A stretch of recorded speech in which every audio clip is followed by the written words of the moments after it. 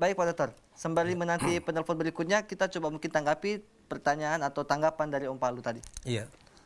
Selamat Om Palu, alhamdulillah itu memberikan apresiasi kepada saya.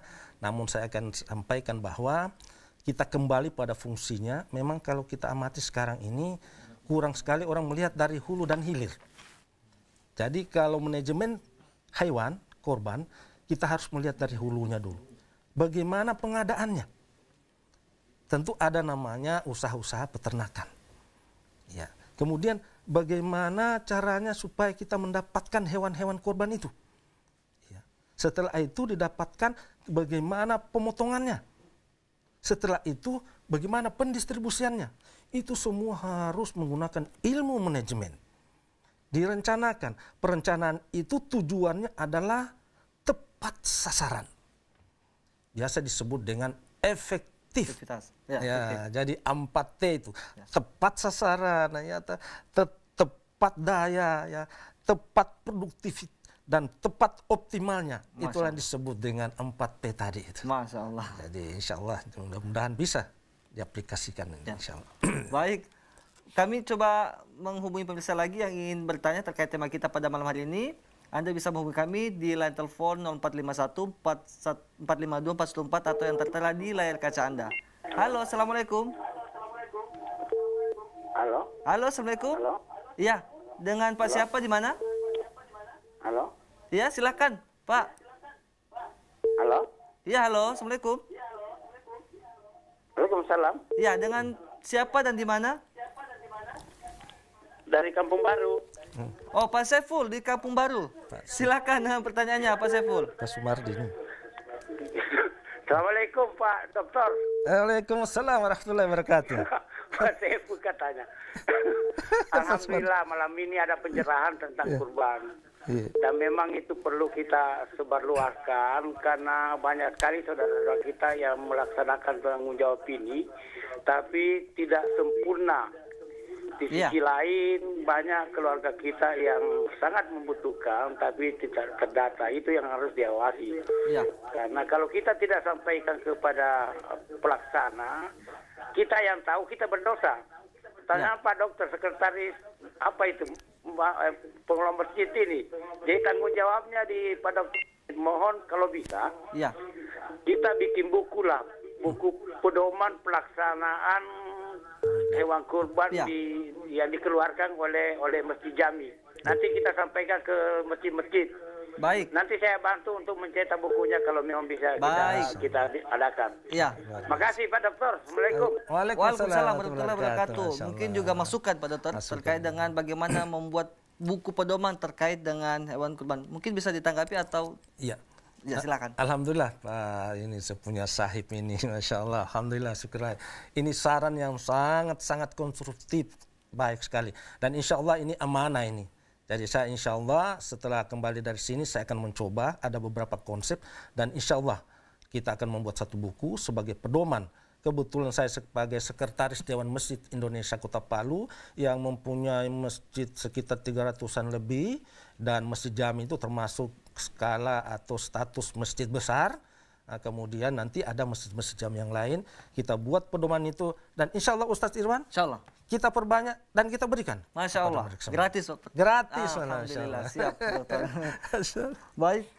Demikian tadi tanggapan dari Pak Dokter terkait pertanyaan dari Pak Saiful ataupun mungkin masukan untuk membuat pedoman buku terkait dengan ibadah kurban itu sendiri agar bagaimana proses pengelolaan dan pendistribusian hewan kurban bisa tepat guna, tepat sasaran dan bisa bermanfaat untuk masyarakat maupun umat. Baik Pak Dokter, sembari menanti penelpon, saya punya pertanyaan juga nih Pak Dokter.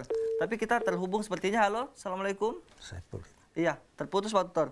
Ini banyak pertanyaan yang masuk, hanya mungkin terkendala oleh jaringan, tapi saya juga punya pertanyaan Pak Dokter terkait dengan kita melihat dari segi kuantitas ini jumlah ternak yang dikurbankan cenderung mengalami peningkatan Pak Dokter setiap tahunnya. Namun sebenarnya dari aspek kualitas masih terjadi penyimpangan dalam hal praktik pelaksanaan ibadah kurban itu sendiri. Nah, bagaimana sebenarnya manajemen kurban menurut tuntunan syariat yang semestinya? Masya Allah. Terima kasih Ustaz Irwan, ini bagus ini. Jadi saya tidak membicarakan tentang syar'inya, tapi saya berbicara tentang sainsnya, yaitu tata kelolanya. Baik. Nah, kita sudah ketahui bersama bahwa pembagian hewan korban itu Ustadz, itu ada 3. Jadi pertama 1/3 untuk yang berkorban, 1/3 untuk sedekah, 1/3 untuk hadiah. Ini masih banyak juga umat yang tidak memahami ini. Yang afdalnya, bagusnya bagi mereka yang berkorban boleh diserahkan secara keseluruhan. Tapi jangan lupa hadiah. Hadiah ini bisa diberikan kepada yang non-muslim. Oh ya. Luar biasa ini Islam indahnya ini. Tetangga-tetangga bukan cuma orang yang miskin, orang kaya pun disebut pemberian hadiah. Tapi yang paling pokok sebenarnya yang harus menerima adalah fakir miskin, du'afa. Itu. Nah, di sini biasanya panitia ini kurang memahami tentang ini. Mereka harus tahu betul siapa yang berhak, apalagi masa pandemik sekarang ini. Saya sarankan menurut Kementerian Pertanian, khusus Dirjen Peternakan dan Kesehatan Hewan, kalau bisa panitia ini tidak seperti yang tahun-tahun yang sebelumnya. Iya. Jadi kalau bisa memang kerja keras sedikit. Jadinya masyarakat tidak berkumpul ke masjid. Ya, kepada seluruh masjid yang ada melakukan tidak berkumpul, tapi mereka diberikan kupon dan yang koordinir adalah RT. RT-nya. Nah, misalnya kalau di Kampung Baru itu ada 14 RT, di lingkungan kita itu ada 4 masjid, khusus Masjid Jami ada di lingkungan RT 2 itu RT-nya yang membagikan.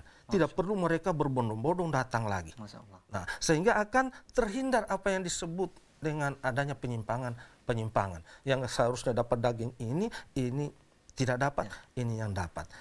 Di situ kira-kira yang bisa kita lakukan. Jadi saya sarankan kepada seluruh masjid yang melakukan pengelolaan tentang tentang penyembelihan hewan korban, mereka harus mengikuti protap yang ditetapkan oleh pemerintah. Masya Allah. Ini terkait pula dengan pertanyaan pertama tadi, bagaimana pendistribusian hewan kurban tepat ke sasaran, karena ada yang berhak menerima harusnya tapi tidak mendapatkan, Pak Dr. Ini Betul. mungkin pengelolaan manajemen juga yang masih keliru atau menyimpang. Nah, lantas bagaimana pula dengan manajemen kurban di masa pandemi saat ini, Pak Dr. Karena kita masih akan merasakan atau belum tahu kapan pandemi berakhir. Namun kita coba mengangkat telepon dulu. Halo, Assalamualaikum. Halo, Assalamualaikum. Iya, halo, Assalamualaikum. Sepertinya masih belum terhubung, Pak Dokter. Ini yang saya tanyakan tadi, Pak Dokter, terkait dengan manajemen kurban di masa pandemi saat ini. Iya. Karena sebentar lagi atau dalam hitungan 7 hari ke depan kita akan melaksanakan yang namanya Yaumun Nahar atau hari penyembelihan kurban. Lantas bagaimana manajemen kurban itu sendiri, Pak Dokter, yang harus diterapkan di masa COVID-19 saat ini? Tafadhol. Baik. Memang berbeda seperti yang saya sampaikan, tahun-tahun sebelumnya berbeda pengelolaannya. Untuk tahun ini kita betul-betul harus mengikuti protap seperti yang saya sampaikan tadi, bahwa ada yang disebut dengan surat edaran dari Dirjen Peternakan dan Kesehatan Hewan. Itu mereka melakukan beberapa hal. Baik. Yang pertama misalnya mereka seperti yang protap yang ditetapkan oleh pemerintah, yaitu harus mengatur jarak, physical distancing. Ya, jadi ini saya lihat memang ya masyarakat kita, cuma alhamdulillah memang di Sulawesi Tengah ini mungkin karena doa kita para ulama, sehingga termasuk 5 provinsi yang berhasil untuk mengurangi adanya tadi dampak pandemik ini. Nah, kemudian yang lainnya juga itu menurut Dirjen itu Peternakan dan Kesehatan itu, jangan lupa juga harus ada yang disebut dengan penerapan hygiene personal. Artinya orang-orang yang panitia itu mereka dipersiapkan, Pak Ustadz. Dia harus diberikan masker, dia harus cuci tangan, pulang dari melaksanakan aktivitas penyembelihan harus mandi. Itu sudah diatur sedemikian rupa. Dan mudah-mudahan insya Allah penyelenggara di masjid atau dimanapun harus mengikuti ini untuk masa pandemik masuk new normal ini.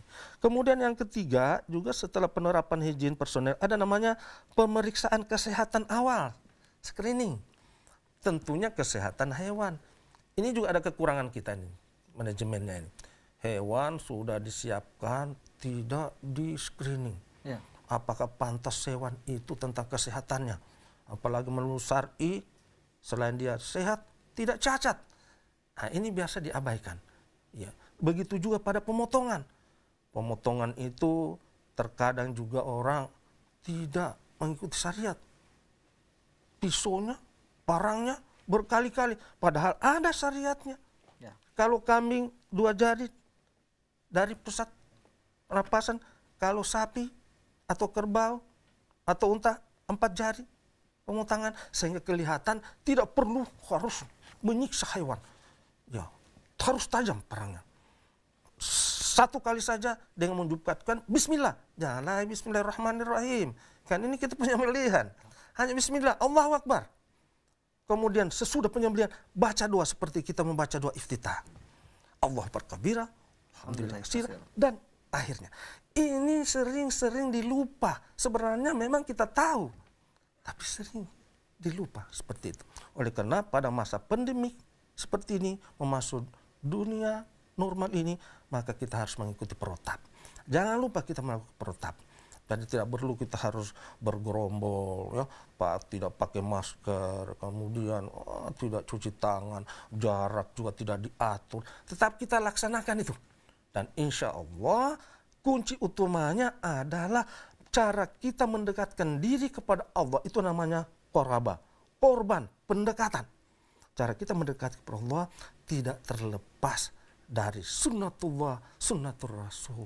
Dan jangan lupa himbauan fatwa majelis ulama yang mengatakan tetap mengikuti protap. Itu sudah disampaikan oleh Prof. Zainal ini. Ikuti itu. Jadi kepada seluruh masyarakat Sulawesi Tengah, khususnya Kota Palu, mengikuti protap itu. Seperti yang disampaikan oleh Majelis Ulama Kota Palu. Baik, Pak Dokter. Ini semakin menarik tema kita pada malam hari ini. Akhirnya membuka wawasan kita terkait dengan revitalisasi dan urgensi daripada manajemen kurban itu sendiri. Mungkin bagi kita pengurus atau badan kenaziran masjid juga harus mengetahui hal ini. Dan akhirnya membuka wawasan kita bahwa ini perlu dan sangat urgent sekali. Nah, kesimpulan dari pertemuan kita pada malam hari ini, Pak Dokter, saya minta bahwa bagaimana sebenarnya urgensi bagi kita untuk mengetahui sebagaimana sebenarnya pentingnya manajemen kurban itu sendiri. Iya, terima kasih. Jadi saya kembali lagi mengatakan bahwa di dalam pengelolaan tentang penyembelihan hewan korban, kita harus menggunakan prinsip fungsi-fungsi manajemen. Perencanaannya harus jelas, kemudian pengorganisasiannya, siapa melakukan, siapa yang diberikan tanggung jawab, bagaimana tugas-tugasnya supaya tidak tumpang tindih. Sebab kita tahu ini Pak Ustadz Irwan, banyak yang relawan, yang datang tidak masuk dalam kepanitiaan, itu biasanya yang mengganggu ini. Nah ini penting sekali koordinasi oleh ketua. Ya, bagaimana pelaksanaannya supaya dia bisa produktif, sehingga ada evaluasi pengendaliannya untuk menjadi pembelajaran kita nanti untuk pelaksanaan penyembelihan hewan korban yang akan datang. Kemudian yang kedua Ustadz, itu ada yang disebut dengan, saya berikan sedikit tentang apa istilah ikrasud. Ya, ikra itu adalah suruh membaca kita. Ya. Sud itu adalah dijauhi dari hal-hal yang merugikan. Artinya jauh dari maksiat. Sehingga saya sudah katakan bahwa I itu adalah inklusi, partisipasi semua yang berkepentingan dalam pengelolaan. K itu kesesuaian, pandangan hidup untuk selalu ke akhirat. Kemudian relevansi sesuai dengan kebutuhan umat. Kita harus berikan itu. Kemudian disebut dengan aktual. Fokus nyata pentingnya manajemen pengelolaan hewan korban. Kemudian harus sensitif peduli tentang kecerdasan sosial. Kemudian urgensi terakhirnya adalah, seperti saya katakan itu adalah bahwa ibadah ini adalah bagaimana upaya kita mendekatkan diri kita kepada Allah Subhanahu Masya Allah, kata kunci pemungkas yaitu bagaimana mendekatkan diri kita kepada Allah Subhanahu wa Ta'ala. Dan terkait dengan tema kita pada malam hari ini adalah urgensi daripada revitalisasi manajemen kurban, yaitu menjadikan evaluasi bagi kita untuk menjadi perbaikan ke depannya. Terima kasih kepada narasumber kami. Saya perkenalkan Al-Ustadz Dr. Husain Haji Muhammad Saleh, SEMS. Beliau keseharian adalah sebagai dosen dan saat ini menjabat sebagai Sekretaris Dewan Masjid Indonesia Kota Palu. Dan terima kasih juga kepada para pemirsa dan penelpon yang telah berpartisipasi pada malam hari ini. Dan akhirnya Dari Studio 1 TVRI Sulawesi Tengah, saya Ilwan Sandi beserta seluruh kru dan kerabat kerja yang bertugas pada malam hari ini mengucapkan terima kasih kepada semua yang telah menyaksikan kami pada malam hari ini. Insya Allah kita akan bertemu di lain kesempatan dalam program yang sama, Mimbar Agama Islam. Akhirul kalam billahi fisabilillah. Assalamualaikum warahmatullahi wabarakatuh. Waalaikumsalam warahmatullahi wabarakatuh.